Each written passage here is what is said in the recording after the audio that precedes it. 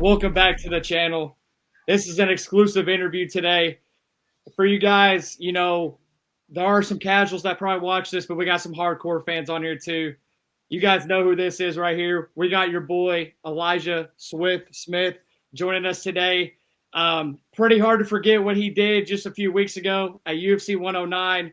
Got, in my opinion, the knockout of the year over Tashami Kazama. Elijah, thank you so much for joining us today, bro. I know your DMs have been absolutely flooded the past few weeks, so I appreciate your time for seeing my DM and then coming on here during the weekend, bro. This is lit. Yeah, Appreciate no, I appreciate you for having me and reaching up and wanting me to come on, man. I appreciate it. Yeah, and I was telling Elijah off camera too. I think he's either the first or the second guy that's been younger than me. So I'm just getting old as shit, guys. We got dudes on here now that are younger than me that I'm interviewing. Come So on. this is crazy, man. He's 22 years old, gonna have the KO of the year. I don't know if they give a bonus for that, but I don't see anybody getting that slam KO. Yeah. And topping that. That was spectacular, brother. But we'll get into that in a second. Elijah was speaking to me off camera. Huge, huge family man. And I always start every single interview, Elijah, with how are you and your family currently doing, man? Man, I appreciate you asking me that. Me and my family, we've been doing great. I can't complain. It's just we're just really right now. I feel like just feeling really blessed and grateful for everything that's happened and everything that's coming our way. So I can't thank God enough for that. And I hope that you and your family are doing the same as well. Appreciate that, brother. Thank you so much. And I think me and Elijah talked a little bit off camera too. I'm recently moving into a house this coming tomorrow. So this is my last night tonight at home still. Yes, I'm 24 years old, guys. Yes, I've only been out of college for a year though. It's expensive Let's out here. go. It's expensive out here. Elijah did the same thing though. Big family man. He's got the family all in the neighborhood. Perfect scenario for both of us. So I appreciate that, brother. So it sounds like we're kind of trending in the right direction right now. But you're obviously on the It's big. UFC level, man. So I can't relate to that. But it sounds like families are going good. So that's what the most important question is to me. I'll start every single interview out with that. So I appreciate that, brother. Thank you so much. Now, Well, Elijah, you're just kind of speaking on it yourself. You said that you and the family are just feeling really blessed right now. Um, just obviously your life has probably changed a little bit over the past few weeks, but is there anything in particular that stands out that has really changed in your life since that KO win? I would say definitely my fans and more and more sponsors. They've been reaching out and they wanna work with me and everything like that. But day to day life, I mean, probably when I go to Walmart, I have a couple of people they recognize me, but it's nothing too chaotic. I haven't ran into somebody yet, at least that's been like kind of crazy, like, hey Elijah, hey, let me try you real quick. I never had that. So every time I run into somebody, it's always a genuine encounterment. Like, hey Elijah, I saw your fight. Keep making the city proud, stuff like that. And yeah, I mean, I feel like that's been the biggest thing is just how much recognition I've been getting just in my own city, and even when I travel too. Like everybody, they know me. So I mean, yeah, I would say not too much. Not too much has changed in my life. I feel like I go to the gym and I still train like normal. The guys, they're all ecstatic. We have good energy, good vibes going on in the gym. But yeah, just living life. That's it. Love to hear that, man. And it's really, I was at the point too. Obviously, like I said, I've never even sniffed something like the UFC level, but I know what it was like to be a young athlete, be your age, and some people's head they just get too big. It doesn't matter what sport it is. It can be MMA, soccer, for my sake, football, basketball, baseball, you name it. So it sounds like you do have a good head on your shoulders, man. You really know what it is.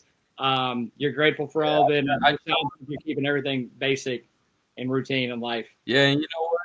I've been, I've seen a couple of guys, and I've trained with guys in the UFC, ranked guys that have gotten bonuses, guys that, and when I sit down and I talk, when I'm like, oh snap, like I did an interview with Rampage on the Jackson podcast. Yep. I talked to Matt Serra, John Poliver, all these legends and Hall of Famers, and at the end of the day, bro, we're just normal humans. So I just carry on with life, keep enjoying myself, do whatever makes me happy, and yeah, that I mean, can't get no simpler than that. Hell yeah, bro. I love to hear that. And that's such a good opportunity for you to be going on, not only interviews, like me, because we're still small. Hopefully we're big one day, y'all. We're going to keep grinding. But to have an opportunity to go on interviews and podcasts like that's so huge being your age, bro. At 22 years old, the UFC is definitely going to be looking to make you a big star coming up, especially after what happened. But now we are going to get into it. I tell every single fighter that comes on here, anybody that's watching this for the first time, we're going to cover the basics. We got to talk a little bit MMA, but we're also going to make it fun and not be boring. But Elijah, I just want to kind of ask you. Obviously, you stopped him 4 minutes, 10 seconds into the first round.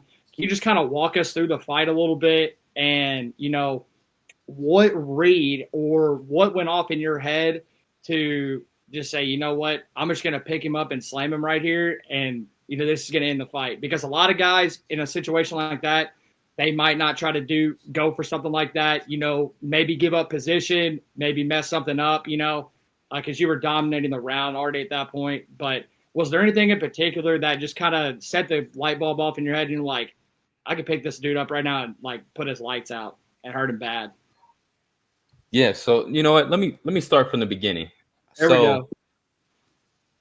Day before the fight, the night before the fight, I'm watching because I'm if you know me, then you know that I'm really like I used to play football, so like I'm doing my film study. I take the same thing that I did when I was playing football. I translated over to MMA. So I'm doing my film study just one last time. I already did it throughout fight camp, but I'm just looking at. I'm trying to find any little last pieces that I probably didn't see in the other videos. And what caught my eye was that I did see that Toshiami, he likes to come out and just try to rush the takedown, like no setup or anything. So the night before, as I'm watching these videos, I'm with one of my training partners and my cornerman. His name is Dylan King, and I was like, "Hey, Dylan, would it be crazy if I just opened up with a flying knee?" And he was like, "Fuck it." And I was like, "All right, cool then. All right, I'm doing it. I'm doing it." And I told him the reason why and what I saw and why I felt that. Like I wouldn't do anything that didn't make any sense, just because. Like I'm doing it for a reason. And so, boom, we get to the fight, and I'm in the back warming up, and of course, I'm thinking about like, man, I'm about to put on a show. I'm trying to get this 50K bonus. I want to get a finish, but how am I gonna get it? I'm thinking like I'm gonna knock him out on the feet or maybe with a flying knee. Right. So the slam KO wasn't even that wasn't even in the picture at all, not at all. So yeah, we're over there warming up, and I see like the one fight or two fights before me knockout. Like the dude came out with a straight left down the pipe and knocked the guy out. I was like, "Yeesh, damn, okay, that was nice." Then the fight before me was a girls' fight. I think her Jocelyn Edwards, she gets knocked out. I'm like, shit. I'm like, damn, these motherfuckers are fighting. I'm like, and they only give out 4 performance bonuses, right? Yep. I'm like, damn, I'm gonna have to work for this one now. I'm gonna have to go out there and do something crazy. But in my head, I'm just thinking like that flying knee is gonna hit. That flying knee is gonna hit. So I go out there, boom, walk out, get to the fight, and just a lot of nerves. It's something like it. I don't know, I don't know if it's just any other fighter, but for me, of course, like everybody likes to say, like Elijah, you must not have any nerve. You must not be nervous. No, I'm nervous as shit. It don't matter if I know that. It doesn't matter if I know I'm a minus 800 favorite or an underdog. Like any punch can end the night. So I'm just I just have a bunch of feelings going through my body. So boom, we get to the fight.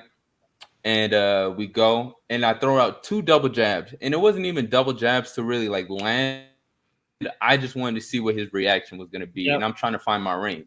So boom, I throw the quick double jabs out, and he gets backed up to the cage a little bit, and I knew that when he backs up, the only thing that he could do is go forward. So right when I saw that, I seen it, and I was like, right before he came forward, this is the time to throw the flying knee. So when he came in, boom. That's where everybody was like, oh, and I feel like that right there kind of set the tone for the fight of like, this is about to, pay attention. This is about to be something crazy is about to happen. And he ended up taking me down off the flying knee, but I was kind of disappointed on that because I like to say, because I didn't wrestle collegiately. I did wrestle in high school, but I mean, I just want to show people like just because I didn't wrestle, at the highest, in the collegiate level or at the highest level, that doesn't mean that my wrestling is still like it's not good. Like you guys will find out, and everybody has. And he took me down real quick. He was trying to get to my back, and I stopped the first few hooks, and I was able to reverse and just start landing blows. Boom. So now we get to the part where he throws up that triangle. Yep. When he throws up that triangle, the number one thing that we always talk about is looking up to the sky, because if the guy is if he throws up a triangle and he kills your posture, then yeah, you're gonna be cooked. But it was one of those things, like as soon as he threw up his legs, I like chest up, I'm just looking to the sky. And as I got to my feet, I realized, oh damn, I'm kind of lifting him up a little bit. And it was a little bit.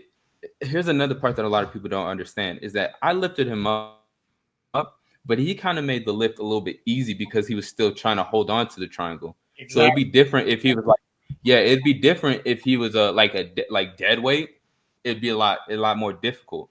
But he actually made me like when he was holding on, it made the lift a lot easier. So once I got him up as high as I could, I was like, Elijah, you got to slam him in the most like vicious, most violent, nastiest way that you could think of. And, yeah, because I was like, man, if I slam him and I don't put him out and he still has this triangle, I'm gonna be deeper in this triangle. Like Yep. so that was my whole mindset was like, all right, if you're gonna do this, you got to do it like you got to make it count. So as I have him all the way up, as everybody was talking about, I'm on my tippy toes, and yeah, I just land that blow. And you know what? I've been getting a lot of heat, a lot of heat. Everybody's been talking about how the slam should be illegal and the two punches was unnecessary. I'm like, Yeah. the two punches, like, bro, when I slammed him, like, you got to think, like, this guy's legs are wrapped around my head. Like, as soon as I slam him Yeah. and his legs, like, all I'm thinking is like, oh shit, I'm out of the triangle, ground and pound, Yep. and just two quick shots, boom, boom. And once I seen like, okay, he's done. Like, cause I could have really, like, if I really wanted to be malicious and be nasty with it, I could have just kept going until the referee pulled me off. Cause again, the referee didn't pull me off. I stopped on my own. But everybody's been well, not everybody, but there's been a lot of people saying, oh, the slam should be illegal, should be banned, or Elijah, he doesn't show any respect. I'm like, fuck y'all, man. Y'all don't even You watch UFC. texted him. You texted him though afterwards. You even DM'd him on Instagram, correct? Yeah, Am I DM'd him. right about this? Okay, that's what I Yeah, thought. yeah, I still have those DMs, and yeah, he told me he was okay, and he literally told me, he was like, don't listen to the people. He was like, you just had to do what you had to do to win the fight, and he was like, let's just both keep grinding and win our next one. I was like, hell yeah, I like the sound of that. So and I've seen some people say like they see me as like a mini John Jones, and in a way of like trying to they see me as a villain that's trying to act like a nice guy. I'm like, how are y'all even getting this? Like, John what does Jones it compares. mean? I'm like, crazy, bro, crazy comparisons. But I just laugh at it. I just be like, well, if y'all hate it, I mean, obviously, there's no problem with it because I haven't got fined, I haven't been DQ'd, I haven't been done they love it. Sean Shelby, Dana White, they all love it. And there was one person that was like that said something about the slam that kind of like rubbed me like the wrong way, because there's somebody who like I watched for a while and like I highly respect, and that's like Daniel Cormier. I And was gonna he say was this saying like DC, he I wouldn't. think you're talking about. I was gonna say that. Yeah. He was like he was saying that he wouldn't if they asked him if he wanted to ban the slam, he wouldn't be opposed to it. And I was like, bro, this comes from a guy that used to flip these heavyweights upside down on their heads. I'm like, what are you talking about, bro? Are you forgetting that you used to be a fighter? And it's like, so why should the guy that's getting choked be penalized and trying to get out of the submission? Like, it doesn't make sense. Like, how else am I supposed to, because it's not going to be, I mean, if I could do it the technical way, but sometimes the technical way, this guy, Toshiyama Kazama, he's a black belt. He's a world champion in jiu-jitsu. Like, That's I'm a sure if I didn't, That's dangerous yeah, to be in. if I didn't if I didn't posture up, I'm sure he would have been able to make the adjustments to where he could get the finish. Because his last fight, he finished by triangle choke too. So I Exactly. wouldn't That's I wouldn't put a playing something that. like Yeah. yeah.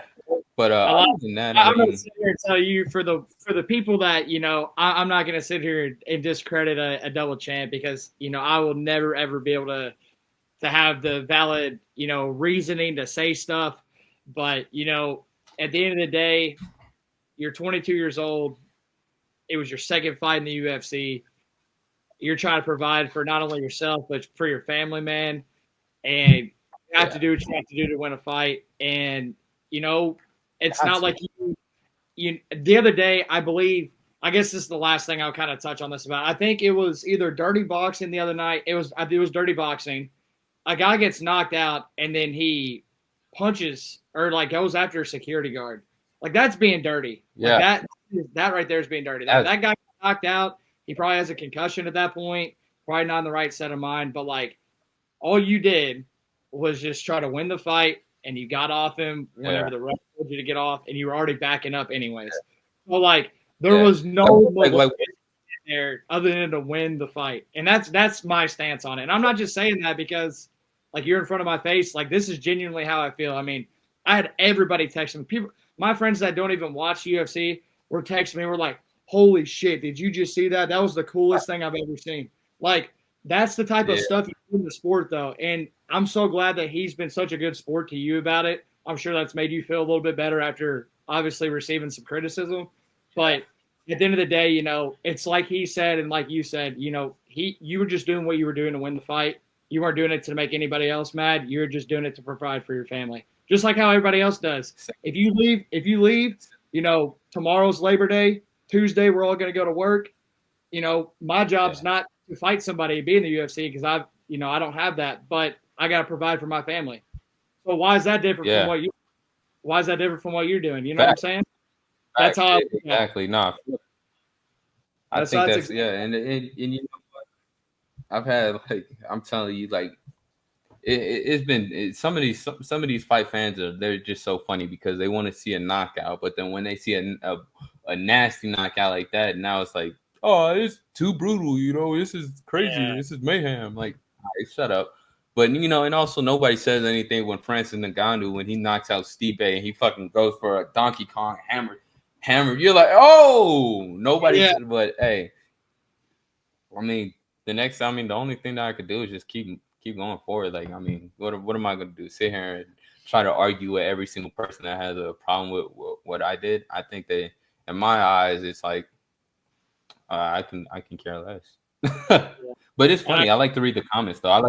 I love to read the comments because they don't understand. Like they're like, isn't spiking or slamming somebody on their head is illegal?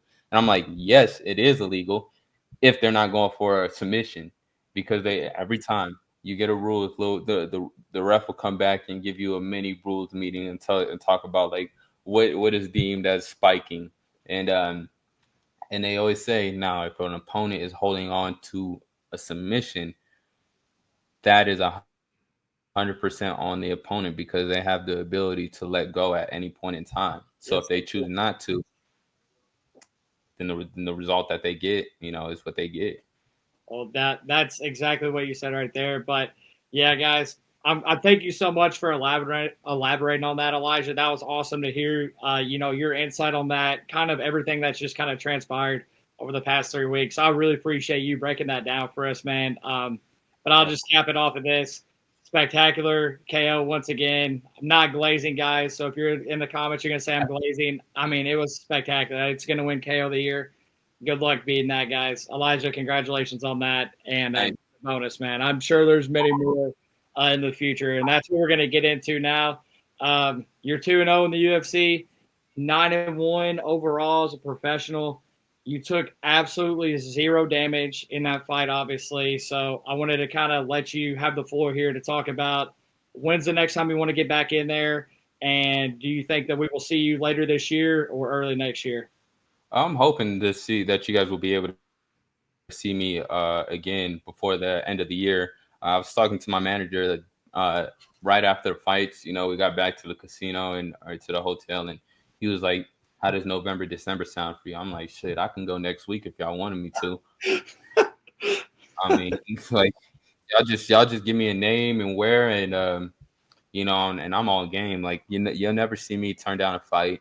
So yeah, my manager, he just kind of, and I'm sure, I know it's cliche because every fighter says this.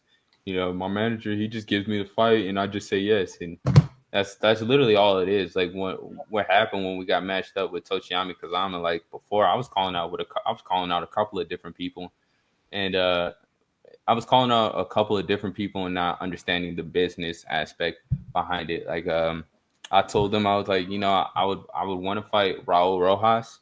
I would want to fight Malcolm Wellmaker, and I would want to fight, Oh God. Peyton Talbot. But looking back at it, now that we sat down and we talked about it, and even understanding the business of the UFC, when you have these young talent, well, except for Wellmaker, because I know Wellmaker's a little bit older. I think he's like Yeah. 31 or something like that. But for the most part, when you have these young up and coming prospects, you want to be able to build them up, and then once they're built up and they have like a good name behind them, then you want them to fight each other. Um, and I had to sit back and I had to understand that part because being fighters, you're like, nah, man, like I'm trying to, I'll fight whoever you put in front of me. But Yep. you start thinking of who they want to start building up in the company, and also when you talk about fighter pay, because some of these guys are on their second contract while I'm still on my first. So it's like you fight these the tougher competition for a smaller amount of money, or do you wait, build yourself up, probably get a couple of gimme fights or whatnot? And I don't want to say gimme fights because in the UFC, every fight is, everybody who's in the UFC is elite and top tier.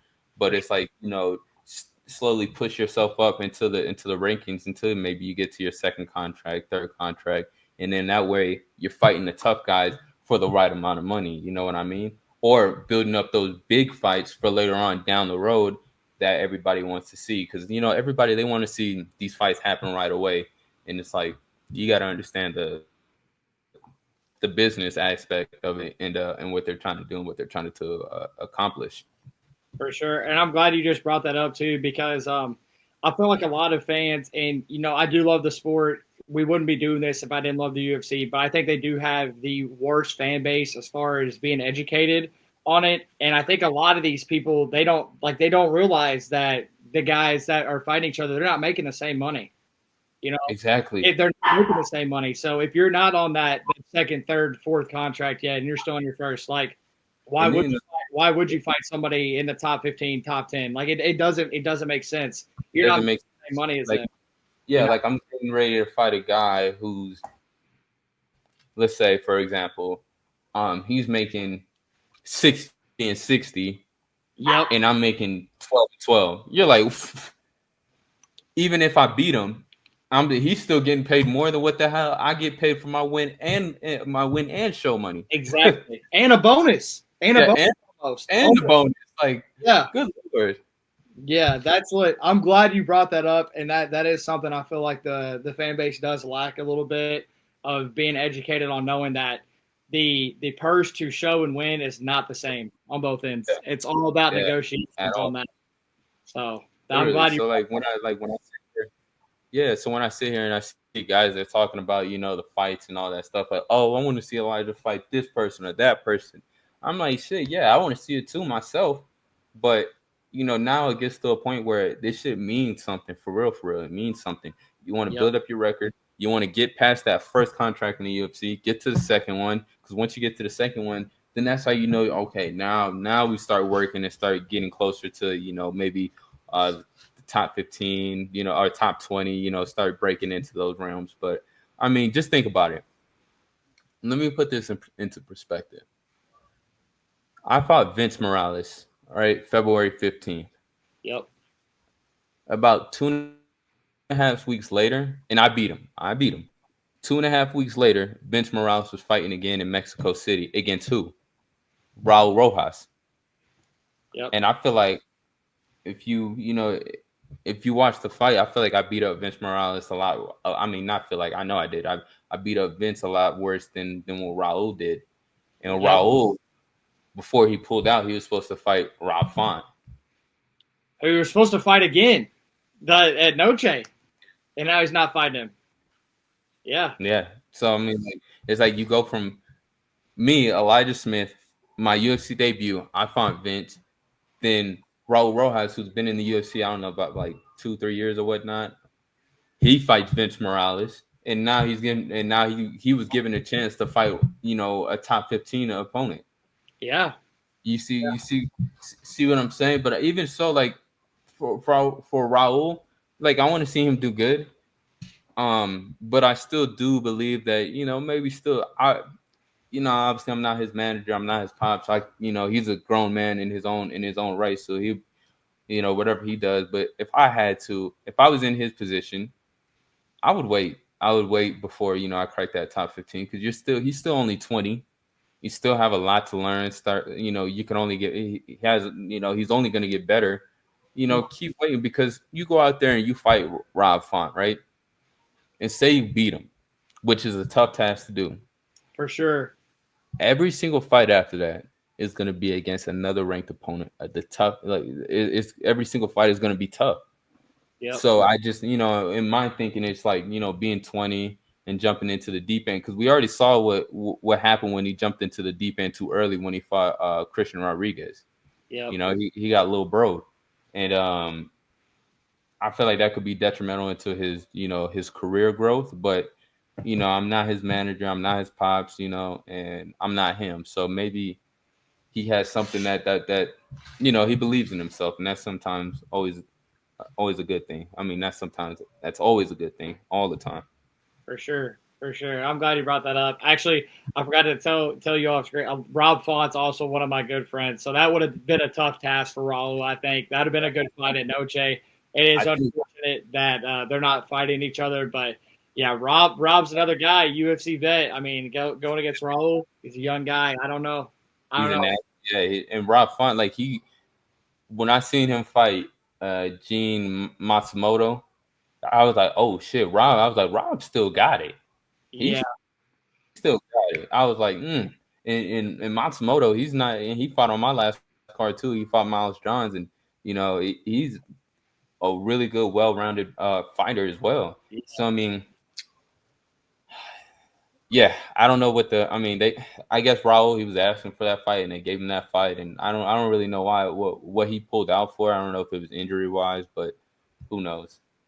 yeah, man. But I guess just to kind of cap that off, I mean, even with you, man, even outside the top 15, the bantamweight division right now is just so exciting. There's so many good fights, so many fun fights for you, man, coming up. So like that is something that for me makes me happy for you that you're going to have such an awesome opportunity because even if it's not even a top 15 guy anytime soon with you building up the contract, building up your resume a little bit, there's going to be Yeah, fun fights, even if they don't have a number by their name. So that does make me really happy for you. But I guess just before I I get mean, off the topic of that question, do you have a yeah. specific card that you have in mind that you'd want to get on before the end of the year? Now that they've announced a few of the locations.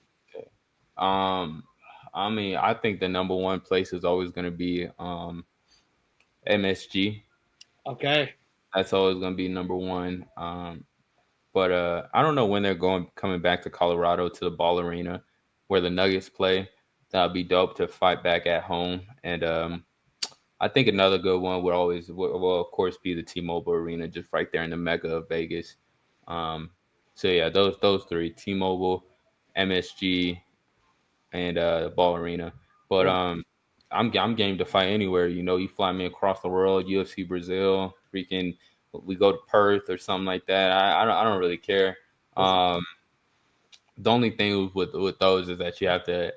If I were to fight out there, obviously I would probably go out there like maybe 2 weeks ahead so I can get used to the sleeping schedule and all that. But sure. I think it's just like a cool experience. Like, bro, we get to sit here, we get to fight and travel around the world and just see different things. I'm like, bro, this is so cool. Oh yeah.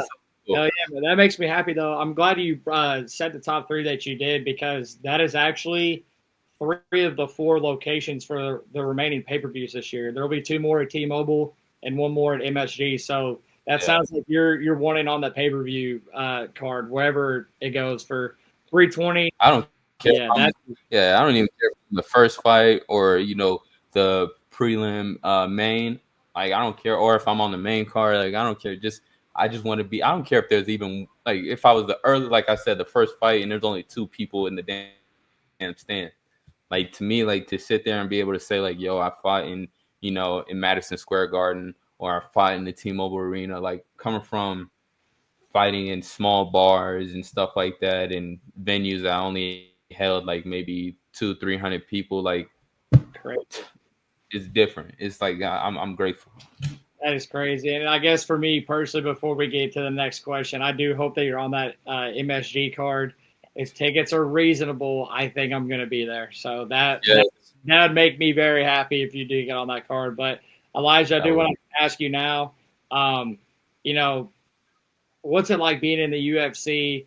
Obviously, you and your dad are one of the only father son duos in the history of the business. So, what does that mean to you? And like, just how does it like being around him growing up? How has that kind of helped you be in the position you are now? Because I feel like just kind of sitting here talking to you, you are kind of years ahead of what your age is.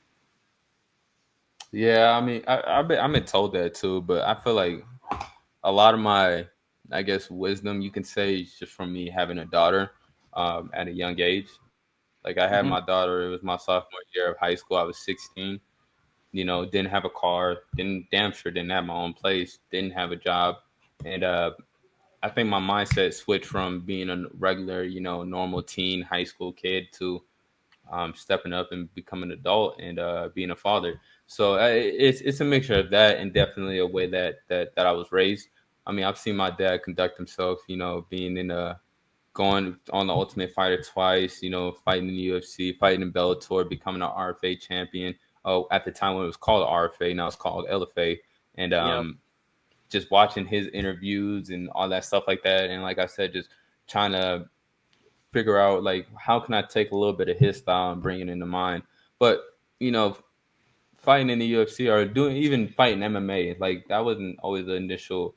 That wasn't the plan. I wanted to play football. COVID changed up the plans, and Yes. that's kind of just happened in a natural way. Like it is what it is, and I happen to just be good at it. In the beginning of my career, I was just beating guys off of athleticism. Really, I was really athletic, really fast, strong. Elusive, hitting hard, and now it just came from all right. Now I have the athleticism. Let's take that over and actually start working on getting better with some of my techniques and skill set. But I mean, growing up with my pops, I mean, that's just what it was. Like that's all I kind of remember. Of him, like when him training, he'll go up to Factory X, he'll go down to CSU college down here in Colorado, CSU Pueblo, and go wrestle with some of the guys down there, and just seeing the grind and constantly like kind of set the platform. Like if this is something I want to do, these are the little things that I'm gonna have to do to make it to the next level. Because he always told me he was like Elijah, I nicked the UFC.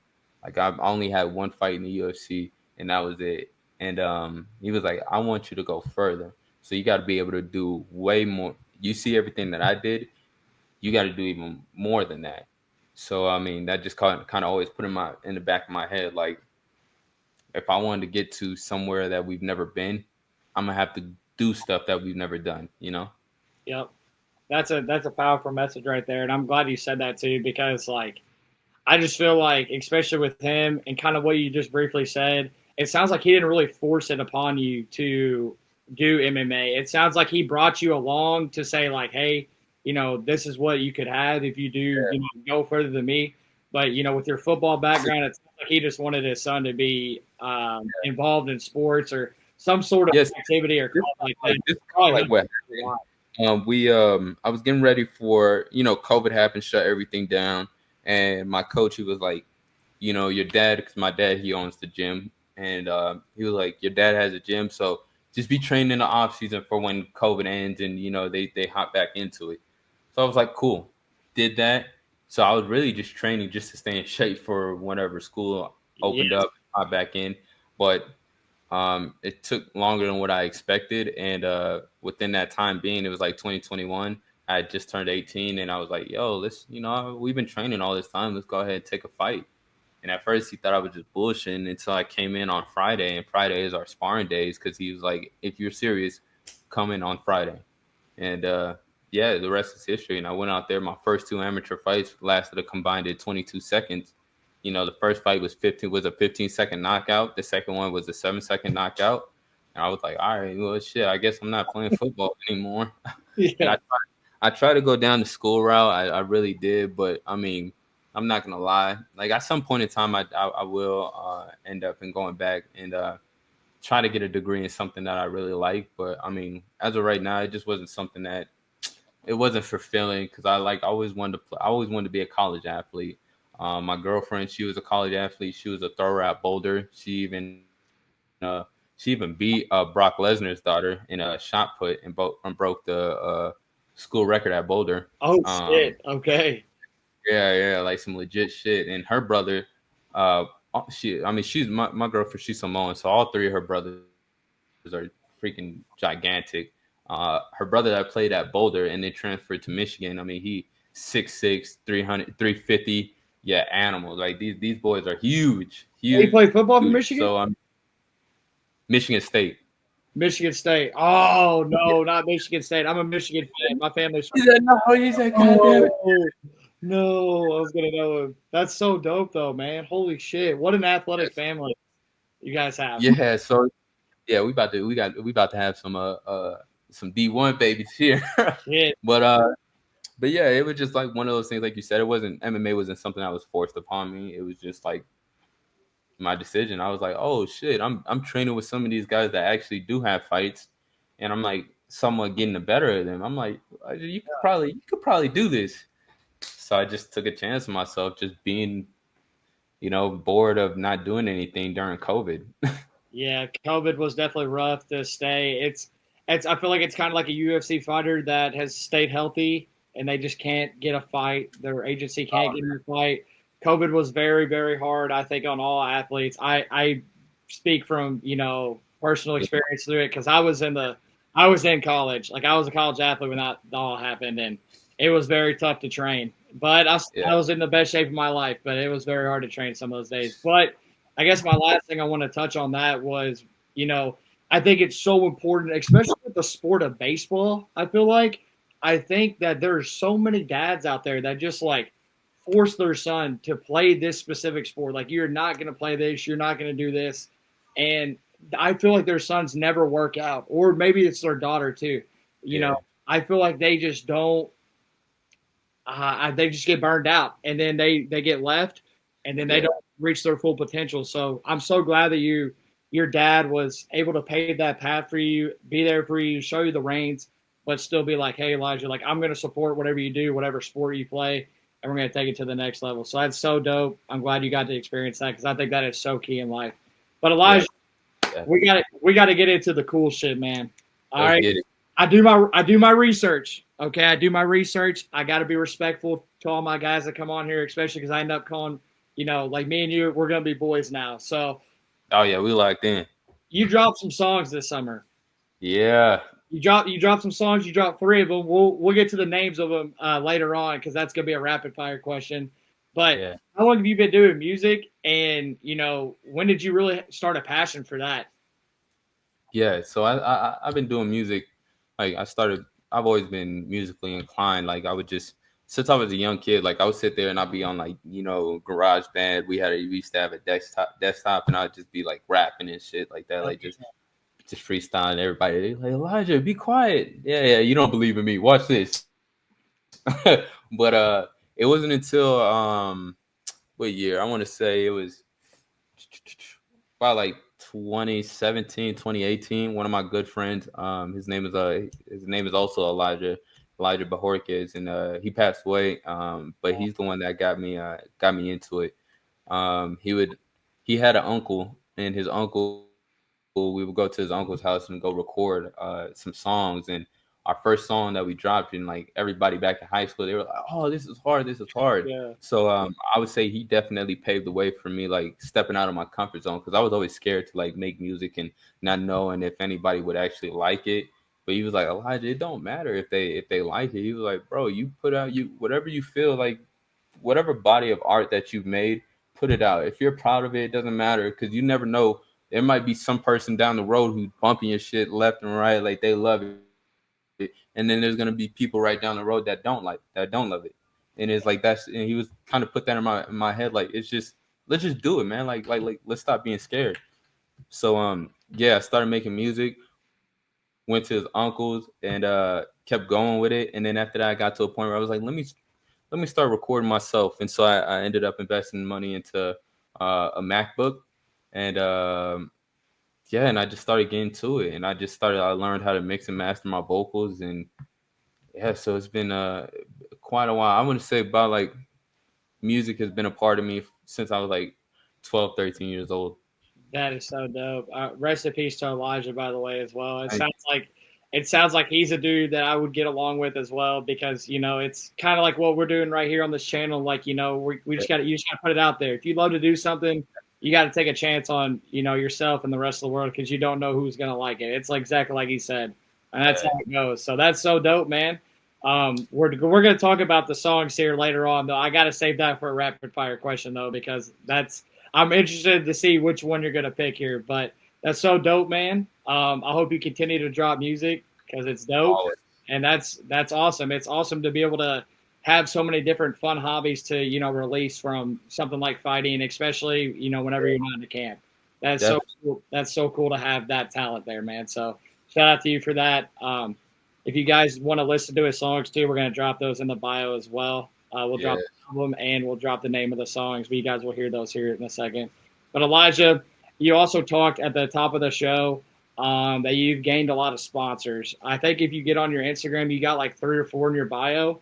Is there a certain brand that you wear a lot or a brand that you use a lot that you'd like to potentially collab with or be a partner of theirs one day that stands out to you? Um, Geez. I mean, I think the number one is always going to be like Nike because I always Yes, yes, there we go. That's yeah mine too. Hell that's yeah. always that's always going to be number one. But I mean, another one that I've been wearing a lot lately is it's been Under Armour. I do like them. The only thing is that just like with UFC, they're like kind of tied with Venom, but they're also with Under Armour because of the shoes. So I don't Yeah, know how that would play out, but I would love to. But when it comes down to clothing and brands, like if it look good, I'm always willing to like partner up and do a little something. If people go on my Instagram, they'll see like I do like to take a lot of photos. I like to do photo shoots. I like to show a different side of Elijah Smith. I like to show Elijah Swift Smith. That's the fighter. Shakur Da Bag. And that's Shakur Da Bag is kind of like the artist slash the I don't know the artist person artist part about me. Like I yeah, like to go out there and put different outfits on. I like to be just I don't know. I like to stand out. It just makes me feel good, and I take it the same way. Like with fighting and music and even dressing up and taking pictures. Like it makes me. I have to be creative. When I'm in the cage, I'm like, all right, I'm trying to see. Like I'm painting my canvas when I'm out in the cage. When I'm putting a fit together, I'm painting my canvas. I'm trying to see what goes together, what mix and matching. yeah. But yeah, all those. So I would say Nike number one. Under Armour, shit. Um, yeah, I wouldn't say any. Like I know some people would say underwear, like the like PSDs or something like that. But Yeah. I'm locked into an underwear company, Sheath Underwear. That's probably the best underwear that I've ever had, and I'm gonna keep repping them until I die. Let's go, man. I love to hear that. I'm glad you picked Nike. Under Armour is a sleeper too. They've got some great clothing. I But think another underrated one is like New Balance. yeah, dude, they got some decent shoes for real. They actually have some decent shoes. I fuck with New Balance. They are a sleeper, but um, Yeah, they I noticed the drip though, man, on the Instagram page. I was like, I gotta ask him about some brands, man. So continue to keep growing the sponsorships too, bro. You're only 22 years old. I mean, the Come on, sky's Versace. I need y'all. I need y'all. what I'm saying. We need to get the swooshes going or something like that. But I'm a big Nike guy too, so I love that answer from you. That's definitely my number one. If I'm not, I'm actually not wearing Nike right now. That's crazy. I usually always have at least Nike socks on or something like that. So that's dope to hear that we got the same interest there. But Yeah. I have gotten to what I call the final bell, Elijah. So it's my 5 rapid fire questions I have for you. Let's I've go. done some digging on you. Like some of these other guys, they don't put a whole lot out there for me to dig into, but I think I've done some pretty good research here, and I think I've came up with some pretty tough questions for you. So Yeah, let's hear it. I know SpongeBob favorite show. What's your favorite character on SpongeBob and why? Oh, my favorite character on SpongeBob probably be oof. I'm gonna have to say it'd be either between Mr. Krabs or Sandy. Okay, why Yeah. why those two? I like Mr. Krabs because I see the same tendencies. Like I'm really a cheapskate. Like I'm trying to hold on to any dollar that I can. Like I'm trying to make the most money, but if I hear that you're spending, you know, $5 on a water at at an arena, I'm like, nah, hell nah, nope, I'm not Yep. doing it. I'm not doing it. But yeah, I'm all about the money and my checks, and I really like to keep that preserved. I'm penny pinching, I guess you could call it. There you Uh, go. and then Sandy, just her how she's a smart scientist that with karate and all that stuff like that, and um, yeah, I just feel like she brings that fighter aspect, like that. Don't mess with me. That Texas kind of feels. So I mean that those two, yeah, Oh yeah, bro. I love the reason on that too. Sandy's definitely a badass, and Mr. Krabs, he's not gonna let a dollar slide, man. yeah. It's I'm not, telling you, if I see he's not letting that bitch slide at yeah, all. I'm telling you, if I see like a payment on my account that I don't recognize, oh, I'm on it. Like there's nothing that sneaks past me. I'm telling you. I'm an op on that shit too. Shout out to banking apps as well for keeping us Yeah. on that because I'm an op for that shit as well. So that's funny to hear that. That's why Mr. Krabs is one of your favorite characters too. Because I'm definitely the same way. I'm an op, but I know recently. I think this was with the Fighting Bananas. So if anybody with them is watching this for some reason, shout out to them. I fuck with them. They're so nice to me. I think they follow me too. Bunch of Oh, cool group of people. I think you said that your favorite athlete outside of MMA was LeBron. So I was going to ask what your favorite Laker is right now currently besides LeBron. um, you know, I'm gonna switch it up for you Okay. because besides LeBron, I don't really give a damn about the Lakers. Oh shit. Okay. I'm Okay. like I'm really a people are gonna give me shit for this, but I'm really a Miami Heat fan. But I just love LeBron. I love what LeBron stands for with coming out of Akron, Ohio, with no father. He's been a good husband, a great father, um, a great businessman. He works in his community, so it's not just the athlete himself, but it's also what he does outside of being an athlete and what he stands for. Like you never seen a bad article about LeBron, and that's something that I really that stands out to me besides his play. But favorite player outside of LeBron, and he's currently playing, would definitely be man. Because at one point in time, it was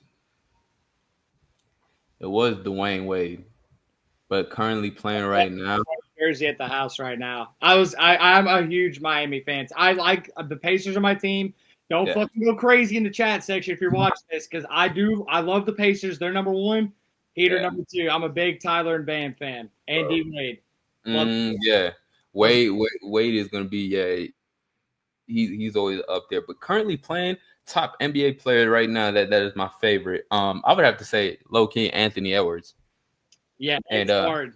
I It's hard. I I like his swag. I like he's just like us. He's young. He has that swagger. He has that hungriness, and he plays that fine thin line of like being a little bit cocky, but a little bit but cocky and confident. Yep. So and I love it. I love it. Like you go out there and you try to like with some of the bets, even if LeBron is on him, like he's not gonna sit here and let them talk no shit. Like he's gonna all Exactly. right, cool. All right, I'm gonna bring it. I'm gonna bring. So I like that swagger, man. I like that swagger about him. I love that too. And I feel like every time that Anthony Edwards isn't on a basketball court, doing some highlight play or dunking on somebody, he's just acting like an absolute goon, man. Doing Yeah, something funny as fuck to somebody behind the scenes. He really is that's a cool guy. That's like probably top 5, top 10 cool guy in sports right now.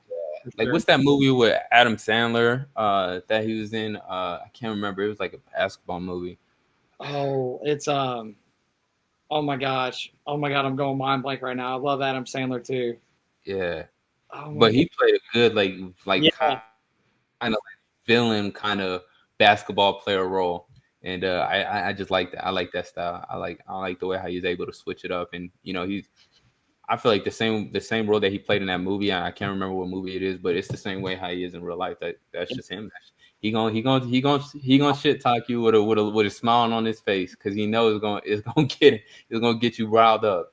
exactly, man. He probably didn't even have to act for that movie because I know exactly what you're talking about, but I can't think of the name of it either. So sorry for being a casual on the movie names there, guys. I'm sorry on that, but answer Somebody, one of y'all gonna know what that movie is called. It's all exactly. right.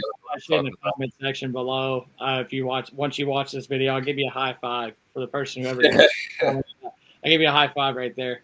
But my next one, Elijah, obviously, we're trying to brew a UFC fantasy football league. I know you got a football background. Do you got a 2026 Super Bowl prediction for us, even though the season hasn't started yet? Yeah, 49ers. We gonna take it all the way. Okay, the 49ers are gonna take it all the way. Okay, they got a I don't know how we gonna do it, but we gonna try to. they got a squad. They got a squad this year, man. If everybody can stay healthy, they'll be all right.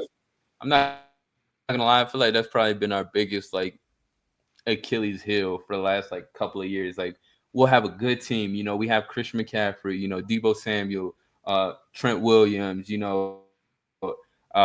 Quarterback situation. It's like we have a good team, and then like mid-season, they all just start having injuries out of nowhere. George Kittle, Joey Bosa, Quan Jennings, what's his name? The other wide receiver. I can't remember, but it's like Ricky Parcell.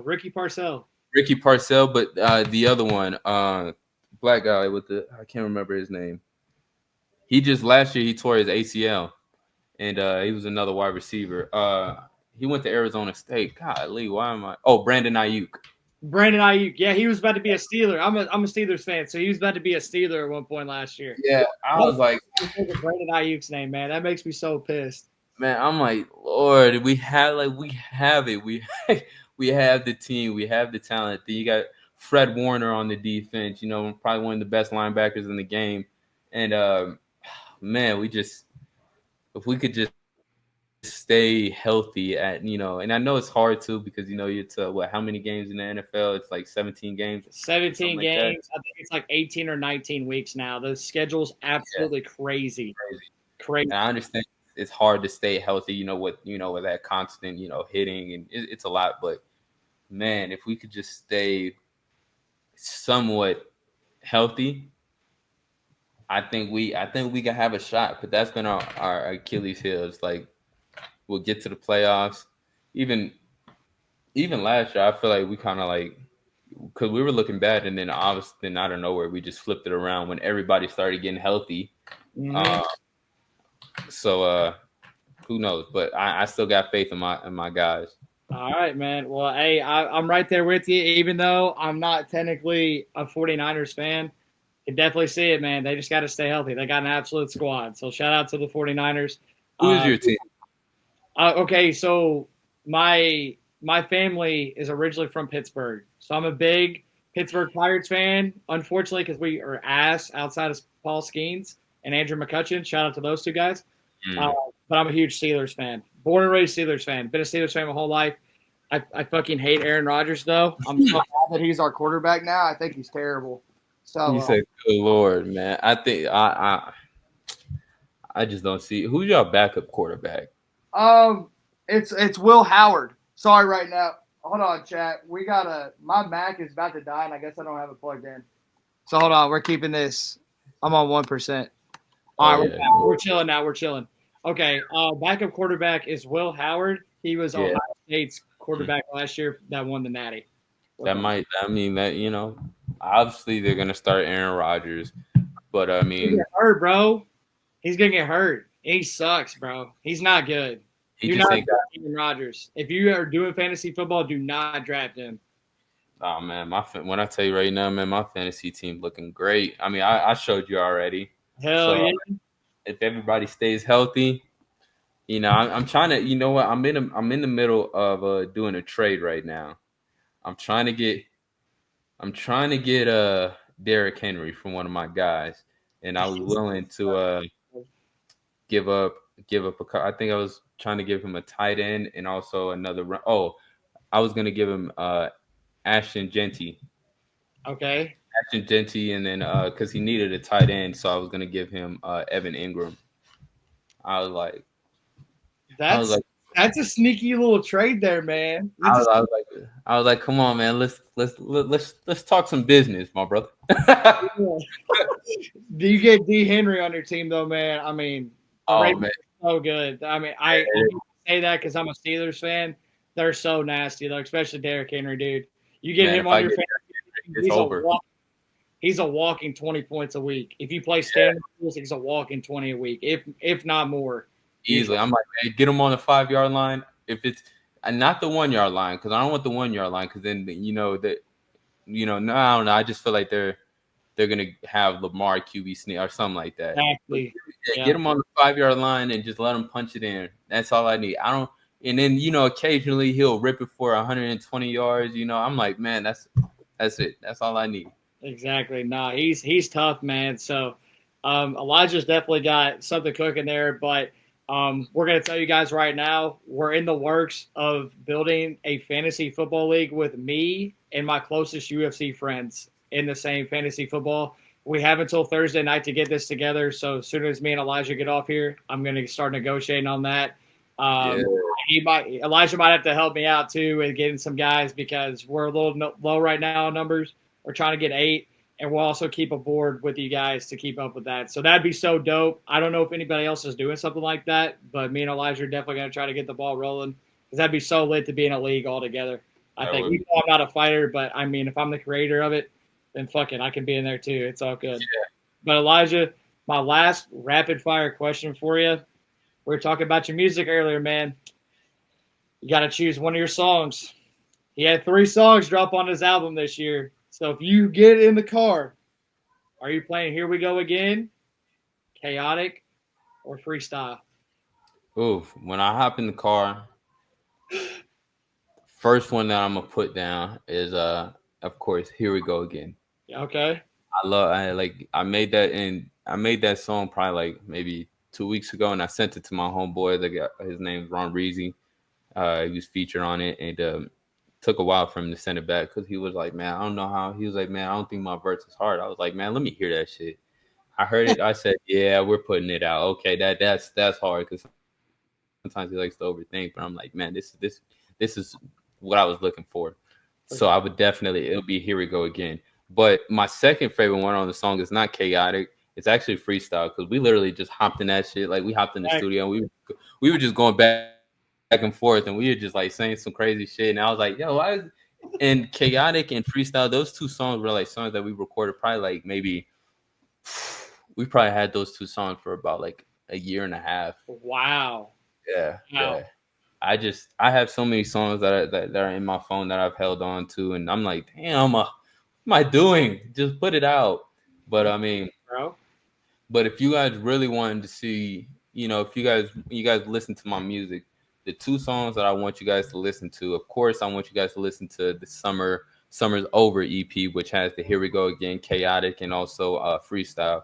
But I also Yep. want you guys to listen uh, to Made It. Okay. And also, I want you to listen to the Left a Message EP, especially the last song. The last song is called Left a Message, and it kind of dictate like me leaving a message of like kind of to myself, like where I was grinding and try to get to a point that I am today. And Yep. at the end of that song, my dad, he's actually talking. I have him on the outro, and he's just talking on the outro, speaking about me and why he feels like I'm at a different level. So if you guys have a chance, listen to those. Listen to it all. Listen to it all. Max, man, don't just stop it there. But those are, I mean, that's awesome too. That you get him on the outro, bro. That's powerful right there. That's Yeah, and something. I made that song, Made It. That like I got a dog too, bro. I got one too. You're good. You're good. I got a dog too, bro. Hold on 1 second, guys. Hey, Hey. bro.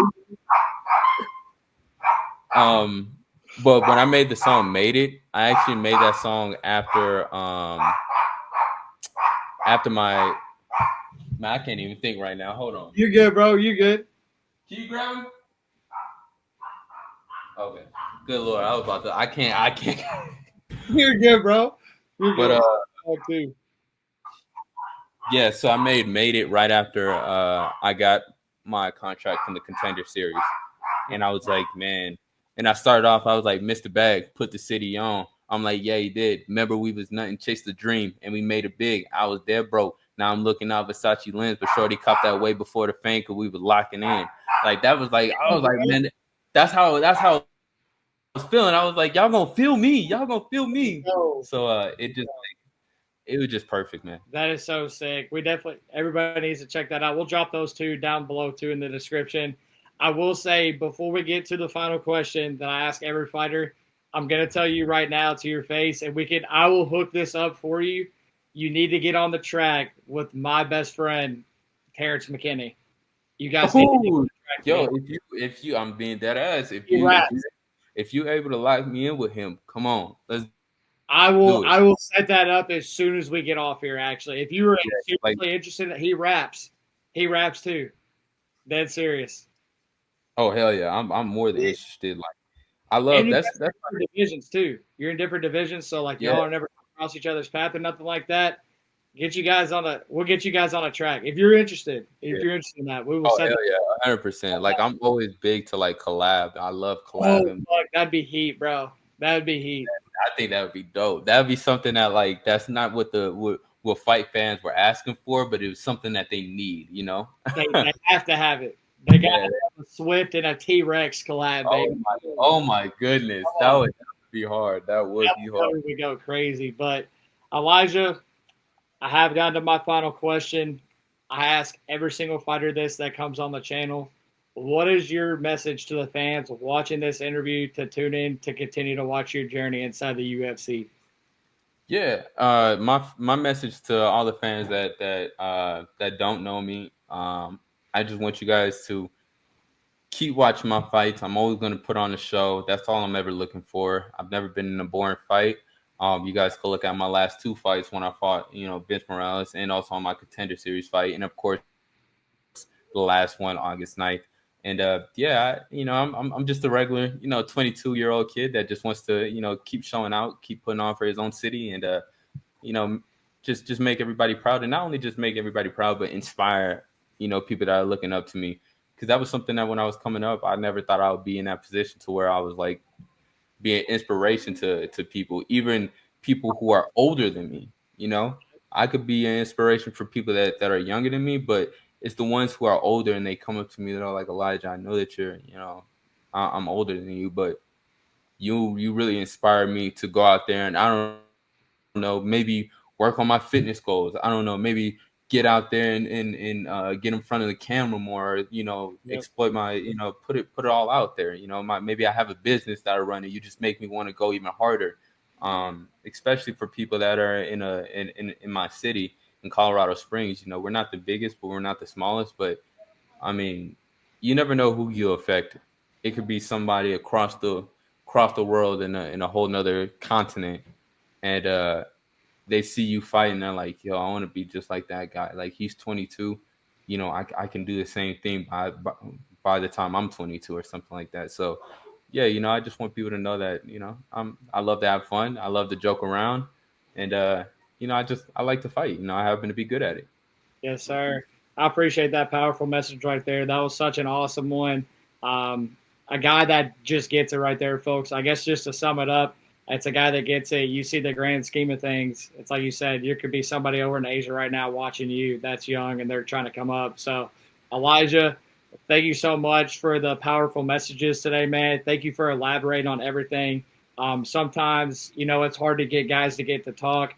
Elijah, to come on here today, guys. You can see the setup. He obviously spoke from the heart and from the mind today, and really opened up the book. So if you haven't or didn't know him that well before, or you didn't know him that well, at all, I hope you get to know him now and know him pretty well because he was a pretty open book today. So Elijah, thank you so much for sharing everything with us today.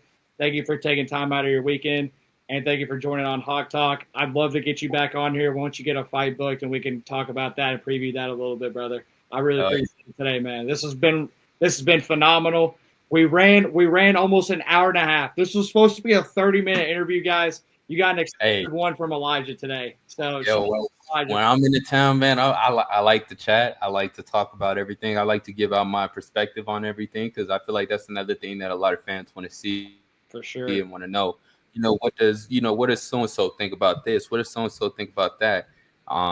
So yeah, or like what do they want to know what I was thinking in the time frame? Like I like to talk and I don't mind talking. I mean, that's what I'm here for, man. So I don't want to. I never want to give people, especially interviewers who are asking me to come, and as they're helping me, I'm helping them. So I want to give them the most that I can out of myself to you guys. So I can I appreciate what you guys do with athletes and helping us stay connected and also helping us get more get our face out there for more people to see. For sure, man. I thank you so much once again. We'll definitely be having you back on.